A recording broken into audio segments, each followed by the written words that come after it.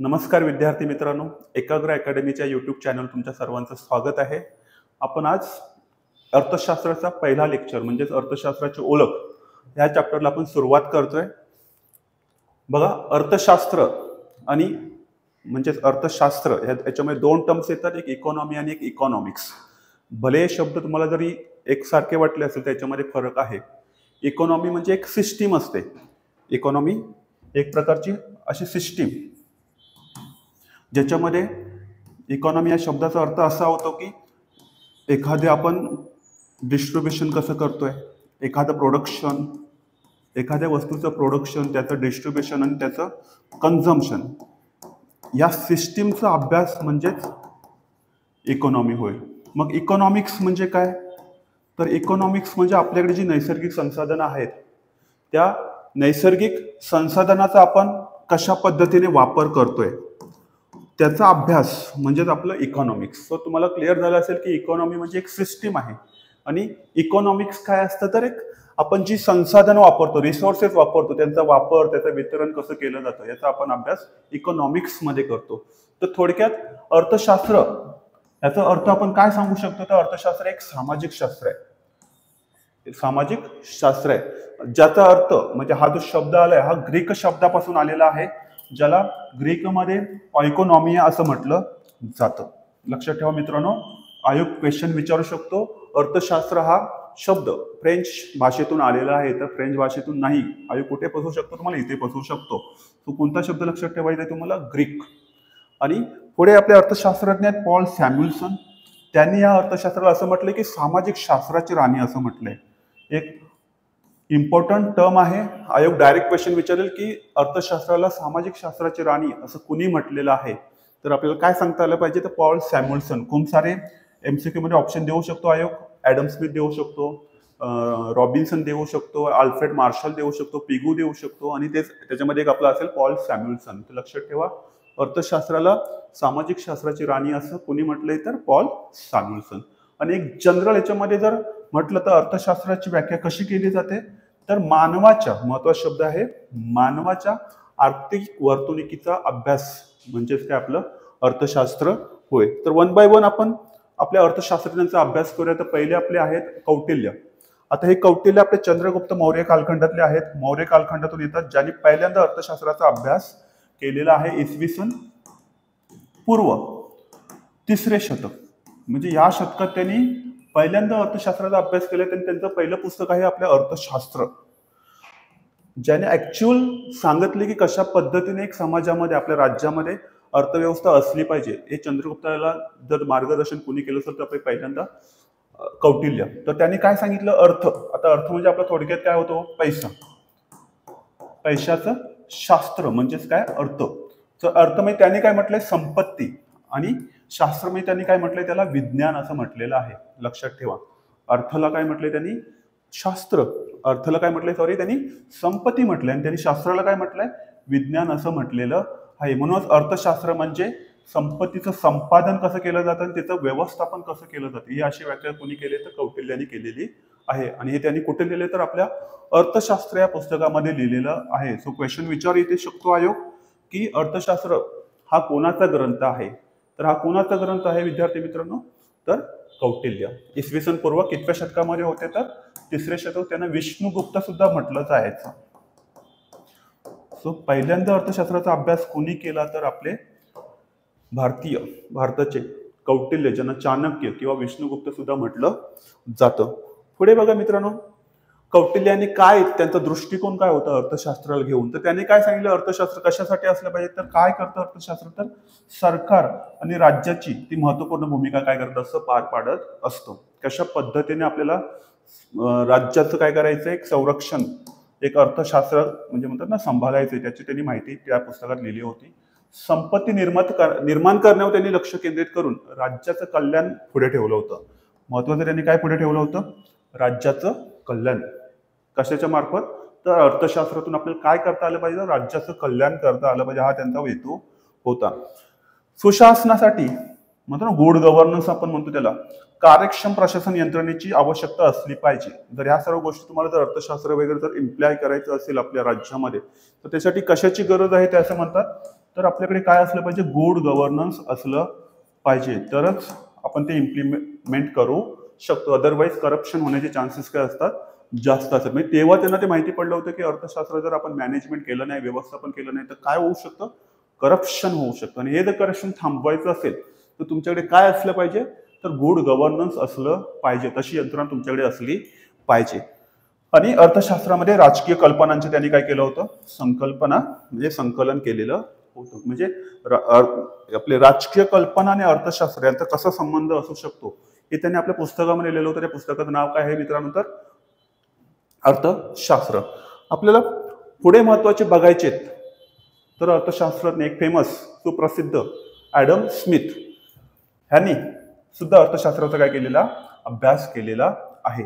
तर Adam Smith यांना सनातनवादी अर्थशास्त्राचं काय म्हटलं जातं, जनक म्हटलं जातं, फादर ऑफ क्लासिकल इकॉनॉमिक्स. आता क्लासिकल या शब्दाचा अर्थ असतो की पहिल्यांदा, एक म्हणतो ना सनातन, प्राचीन अशा शब्दाचा अर्थ होतो पहिल्यांदा. ओके, तर अर्थशास्त्राचे जनक कोण आहे, तर क्लासिकल आहे शब्द. काय महत्वाचा लक्षात ठेवायचा तुम्ही, तर क्लासिकल हा शब्द महत्वाचा लक्षात ठेवायचा. The father of classical economics म्हणजे सनातनवादी अर्थशास्त्राचे जनक कुणाला म्हटलं जातं, तर ॲडम स्मिथ. डायरेक्ट इथे क्वेश्चन बनवू शकतो, लक्षात ठेवा मित्रांनो. जिथे जिथे क्वेश्चन बनतो तिथे तुम्हाला तो पॉईंट हायलाइट करता आला पाहिजे, तो पॉईंट तुमच्या लक्षात ठेवताच आला पाहिजे, तो विसरता कामा नाही आणि परत परत तो वाचता आला पाहिजे तुम्हाला. नंतर त्यांनी काय म्हटलंय, अर्थशास्त्राची त्यांनी संपत्तीविषयी कशी व्याख्या केली आहे, तर त्यांनी काय म्हटलंय, अर्थशास्त्र ही राष्ट्राची काय म्हटलंय, एक संपत्ती म्हटलेलं आहे. त्यांनी इंग्लिशमध्ये काय म्हटलंय, an inquiry into the nature and causes of the wealth of nation. त्यांचं एक फेमस पुस्तक आहे, त्याचं नाव पण आहे वेल्थ ऑफ नेशन. लक्षात ठेवा, राष्ट्रांची संपत्ती हे त्यांचं काय आहे, एक पुस्तक आहे.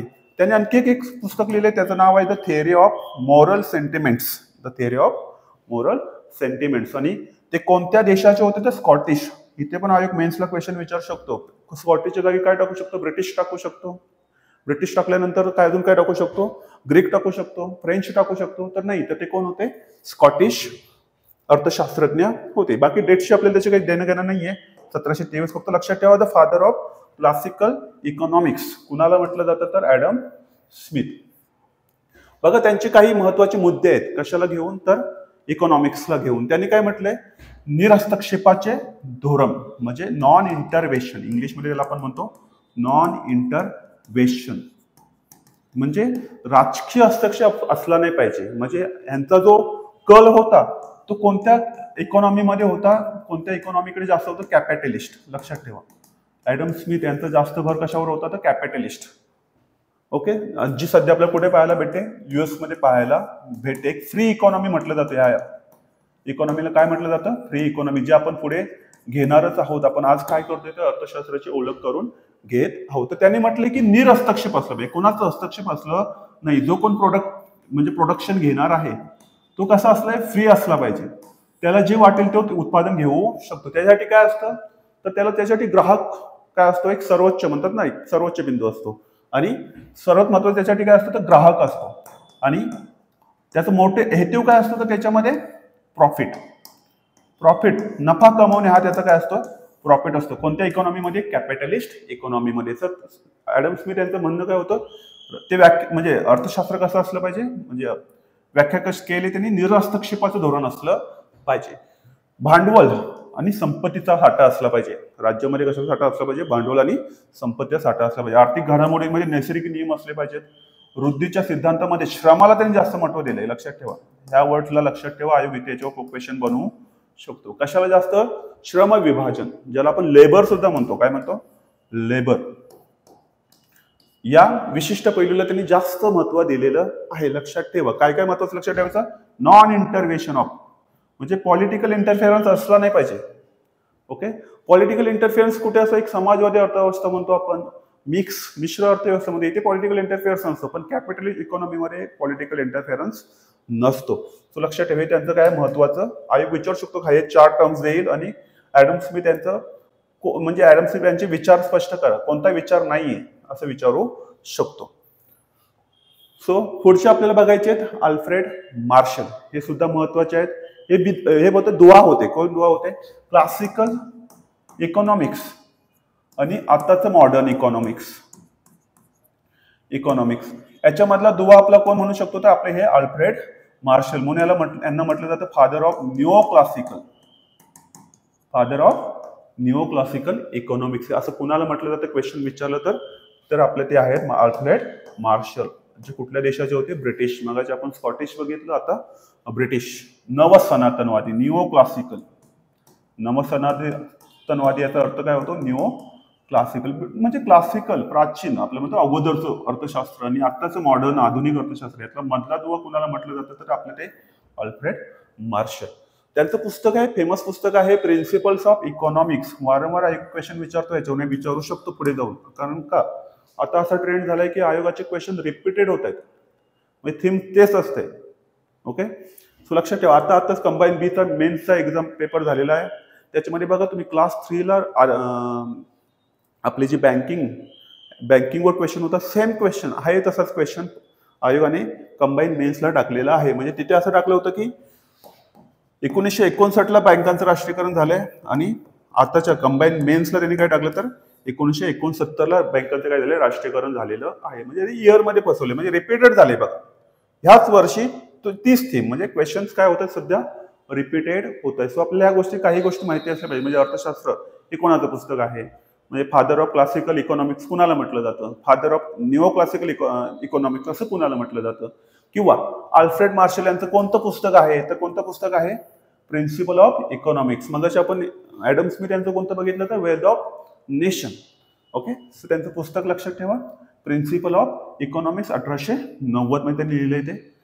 त्यांनी काय म्हटलंय बघा, अर्थशास्त्र हे कशाचं शास्त्र असलं पाहिजे? तर मानवी कल्याण.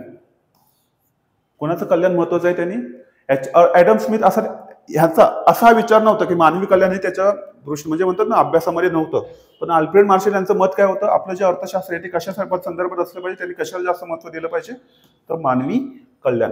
या अर्थशास्त्रात प्राप्ती आणि आवश्यकतेनुसार उपलब्ध साधनांचा पर्याप्त वापर या संबंधित वैयक्तिक व सामाजिक वर्तणुकीचा अभ्यास केला जातो. बघा म्हटलंय इंडिव्हिज्युअल आणि सोशल, सामाजिक वर्तणुकीचा काय केला जातो? अभ्यास केला जातो. आपण पुढे बघणार आपण इकॉनॉमीची कशा पद्धतीने टाईप्स बनतात आपल्याकडे. एक आहे आपली कॅपिटलिस्ट, एक आहे आपली त्याला आपण भांडवलशाही अर्थव्यवस्था म्हणतो, दुसरी आपली अर्थव्यवस्था आहे समाजवादी अर्थव्यवस्था आहे, नंतर आपली मिश्र अर्थव्यवस्था आहे. ओके, सो पुढे आपण त्याचा अभ्यास करणार आहोत. सो पुढचं एक लक्षात घ्या बघा, सनातनवादी क्लासिकल ह्याच्यामध्ये आता आयोग इथे क्वेश्चन विचारू शकतो, क्लासिकल मध्ये कोणकोणत्या अर्थशास्त्रज्ञांचा समावेश होतो?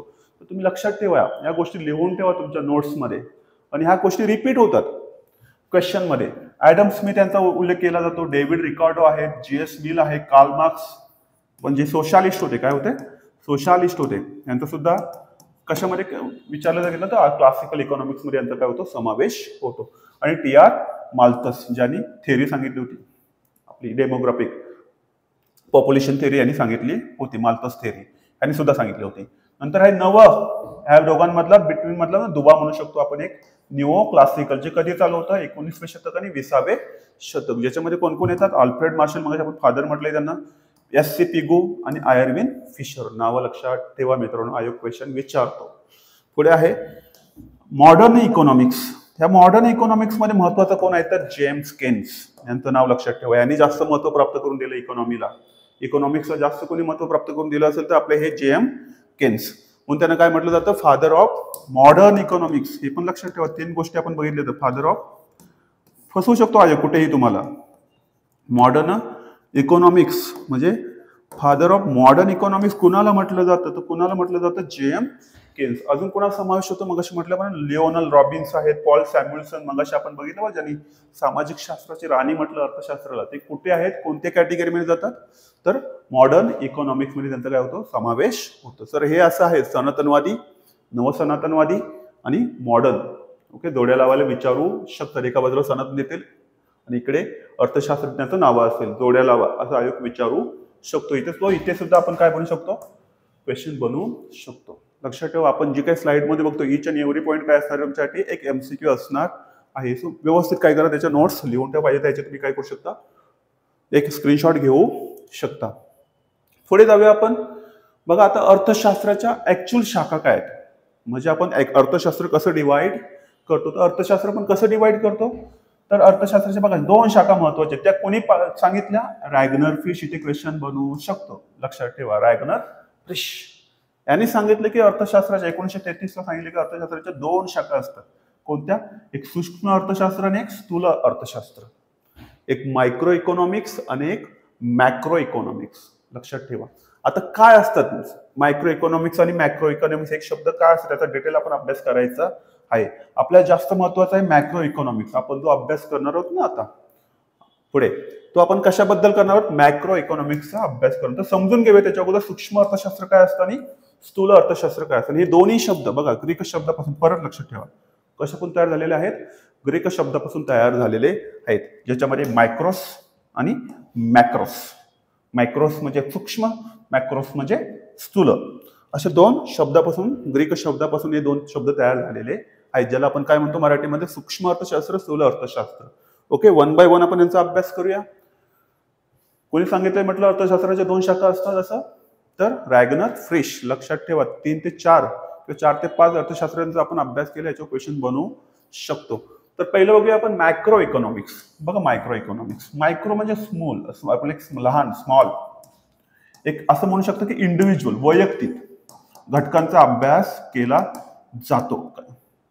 ह्याच्यामध्ये कशाचा, कोणत्या घटकांचा अभ्यास केला जातो, इंडिव्हिज्युअल म्हणजे आपलं स्वतःचं काही असेल, आपल्या घरचा इकॉनॉमी, इकॉनॉमिक्स, आपलं तुमचा स्वतःचा जर काही बिझनेस असेल, या सर्व गोष्टींचा अभ्यास कुठे केला जातो, तर मायक्रो इकॉनॉमिक्स. मोठ्या गोष्टी म्हणजे एखाद्या देशाची अर्थव्यवस्था, राज्याची अर्थव्यवस्था किंवा जगाची अर्थव्यवस्था, याचा अभ्यास मायक्रो इकॉनॉमिक्स मध्ये केला जात नाही. तर कशाचा केला जातो, वैयक्तिक घटकांचा अभ्यास केला जातो. मग त्याच्यामध्ये काय काय येतात घटक, तर त्याच्यामध्ये घटक बघा काय काय आहेत, कुटुंब आहे, कामगार आहेत, आपला फर्म म्हणजे आपला बिझनेस, उद्योगधंदे इत्यादींचा अभ्यास केला जातो. तसेच विक्रेता असतात, दलाल असतात, एजंट्स असतात, ग्राहक, उद्योगपती अशा व्यक्तींचा, तसेच गहू, ब्रेड आपण म्हणतो, पेन, मोबाईल अशा वस्तूंच्या बाजार सेवांचा अभ्यास आणि त्यांचं विश्लेषण या इकॉनॉमिक्स मध्ये केलं जातं. इथे ह्याचा अभ्यास केला जात नाही, कशाचा, जीडीपी, जीएनपी, ओके, अशा मोठ्या टर्मचा अभ्यास केला जात नाही, म्हणून याला कोणतं अर्थशास्त्र म्हटलं जातं, मायक्रो इकॉनॉमिक्स. एक इंडिव्हिज्युअल लेवल इथे अभ्यास केला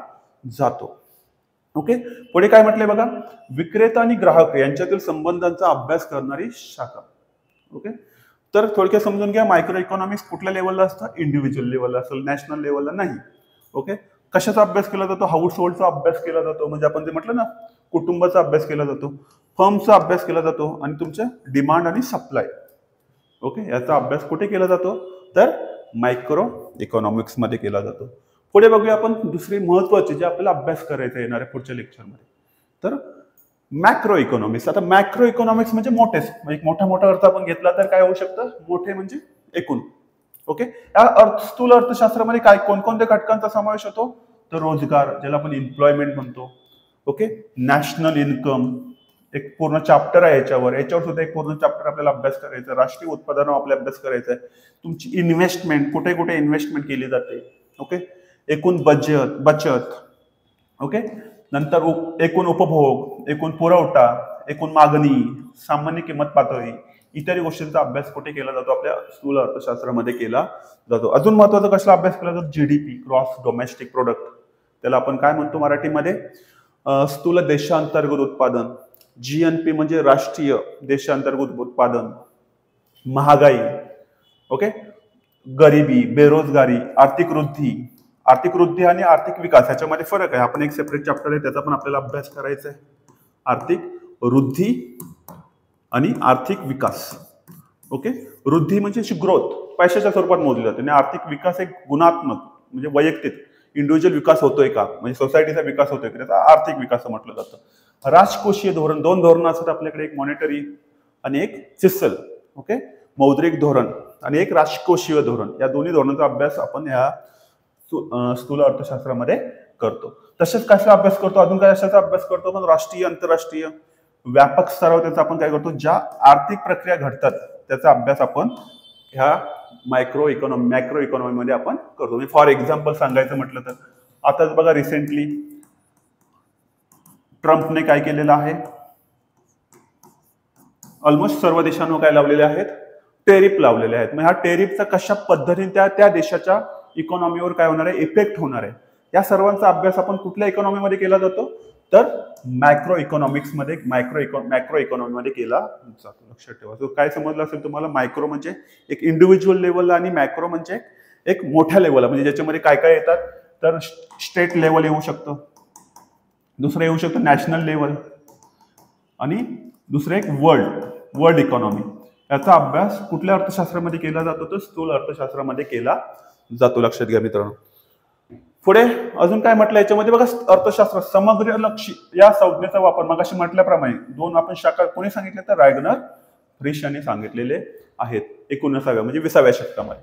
19व्या शतकात त्याचा विकास माल्थस, मगाशी बघितलं आपण, स्टिमनोदी, कार्ल मार्क्स इत्यादी अर्थशास्त्रांनी केलेला होता. तर आधुनिक काळात बघा जास्त महत्व कोणी प्राप्त करून दिलं, तर केन्स, म्हणून त्याला काय म्हणतात, father of modern economics. Okay, आधुनिक अर्थशास्त्रात जनक कुणाला म्हटलं जातं, आपल्या केन्सला म्हटलं जातं. अजून आहे त्याच्यामध्ये ऑल्डरस आहे, विक्सेल, फिशल, कसल, रॉबर्टसन, हायके आणि हार्ट्रे.